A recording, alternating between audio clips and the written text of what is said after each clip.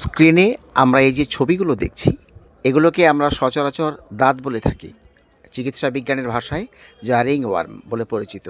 এটি হলো ত্বকে একটি ছত্রাকজনিত সংক্রমণ বা ফাঙ্গাল ডিজিজ বলা হয়। শরীরের যে কোনো অংশে দাঁতের সংক্রমণ দেখা যায়। বিশেষ করে শরীরের যে অংশটি কাপড়ের মধ্যে ঢাকা থাকে, সেই জায়গাগুলো আগেই আক্রান্ত হয়। দাঁত কিন্তু ভীষণ ছোঁয়াচে একটি জটিল চর্মরোগ। স্পর্শ বা আক্রান্ত ব্যক্তির পোশাক, বিছানা ইত্যাদির মাধ্যমে অন্যদের মধ্যে ছড়িয়ে পড়ে। ট্রাইকোফাইটান বা মাইক্রোস্পোরাম জাতীয় ছত্রাকের আক্রমণে দাঁত হয়ে থাকে।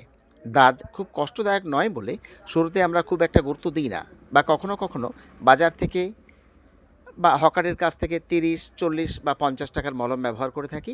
অনেক সময় সাময়িক কাজ হয়ে থাকে, কিন্তু কয়েক সপ্তাহ পরে তা আবার ভয়ঙ্কর রূপে ফিরে আসে।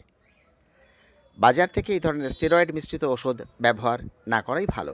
দাঁতের প্রাথমিক চিকিৎসা হিসাবে আমরা কোট্রাইমাজোল, আইট্রাকোনাজোল বা টার্মিনাফাইন জাতীয় অ্যান্টিফাঙ্গাল ট্যাবলেট মলম ব্যবহার করা যায়। 2-3 সপ্তাহের মধ্যে যদি উপশম না হয়, তাহলে অবশ্যই একজন চর্মরোগ বিশেষজ্ঞ ডাক্তারবাবুর চিকিৎসা গ্রহণ করবেন। ভালো থাকবেন, সুস্থ থাকবেন।